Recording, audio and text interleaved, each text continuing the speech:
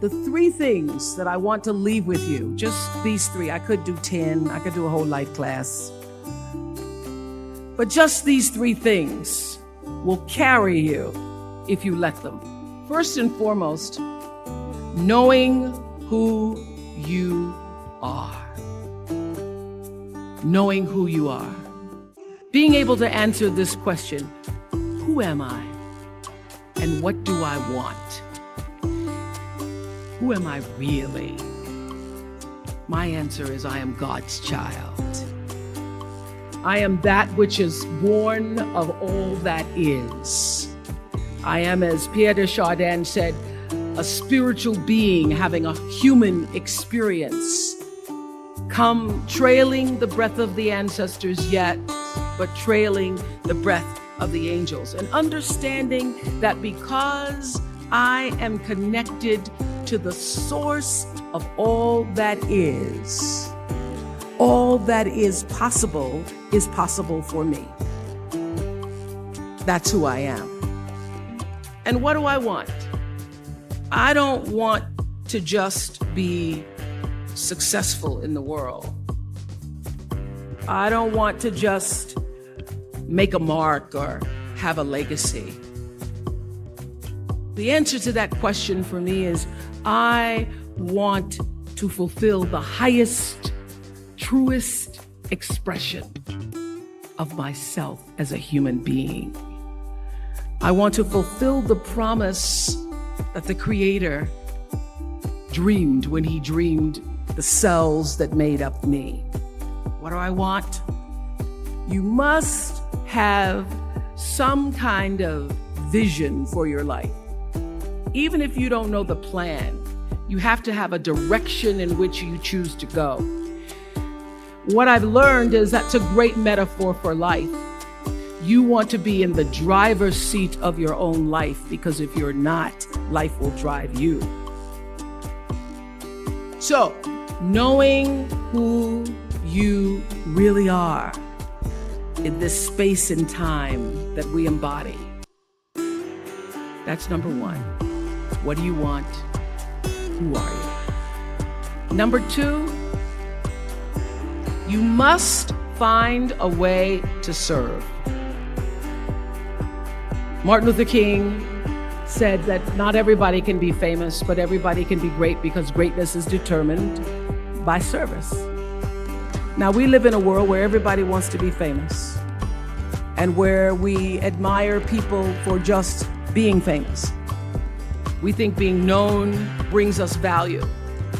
The truth is, all of that will fade in time. In 3 years, you won't be able to name the housewives a banana. The real truth is that service and significance, service and the significance that you bring to your service is that which is lasting.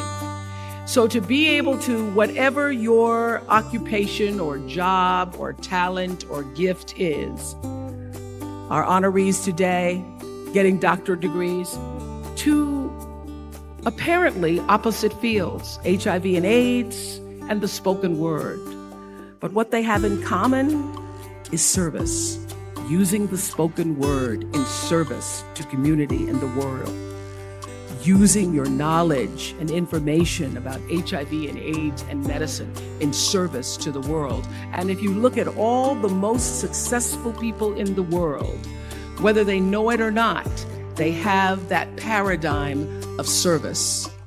Everybody's talking about Mark Zuckerberg and IPO. Service. Jay-Z rapping. Service. Through the word, to people, through song.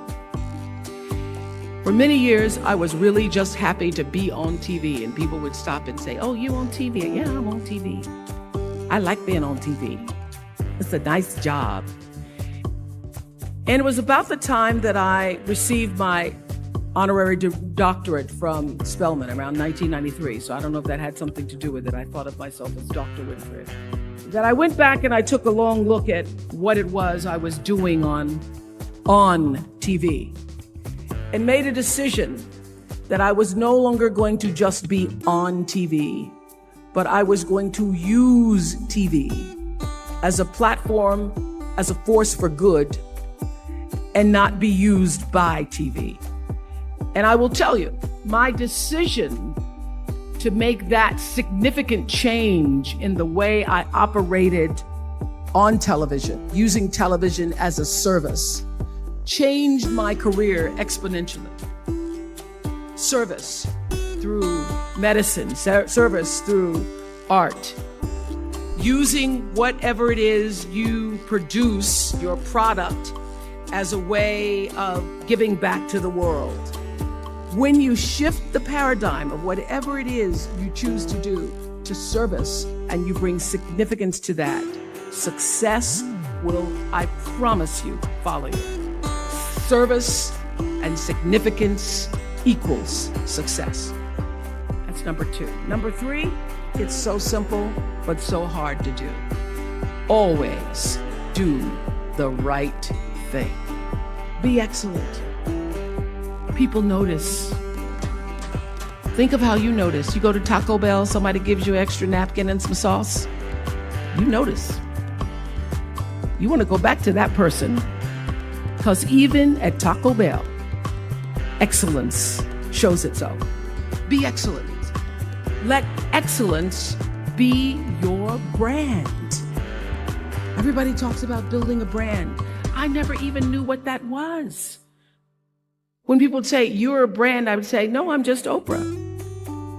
What I recognize now is that my choice to, in every way, in every example, in every experience, to do the right thing and the excellent thing is what has created the brand. And what I know is that when you are excellent, you become unforgettable. People remember you. You stand out. Regardless of what it is, you become an unforgettable woman. And that is what we all want. We want to be unforgettable and not forgettable. So doing the right thing, even when nobody knows you're doing the right thing, will always bring the right thing to you. I promise you that. Why? Because the third law of motion is always at work. For every action, there's an equal and opposite reaction. That is so true in all of our lives. You just have to do the right thing, and the right thing will follow you even when people don't support it. I remember many times on my show. There are many shows y'all never saw. And the reason you didn't see them is because I got the last vote. And I remember 2010, my team, hardest working team in television, had done this interview with a woman who turns out she was a Sunday school teacher by day and a sex addict at night. And they were like, you won't believe it. We got her going out. We got her with the men, and we get to show her, and she was willing to show us everything. I sat down with a woman for an interview that was taped. And during the process of the interview, I said, why are you doing this?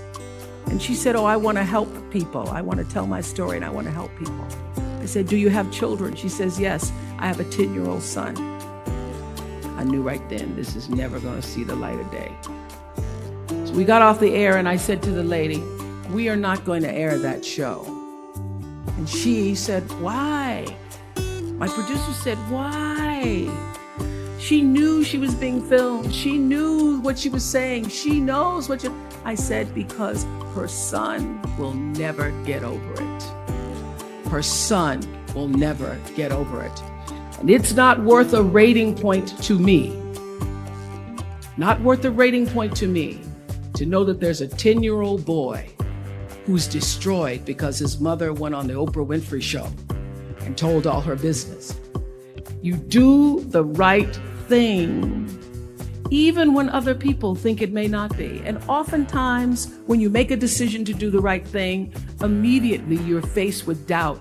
Was that the right thing? Was that the right decision? I don't know. Was that the right thing? You always know it's the right thing, when in the end, there is peace. You are rewarded by peace in knowing that you did the right thing.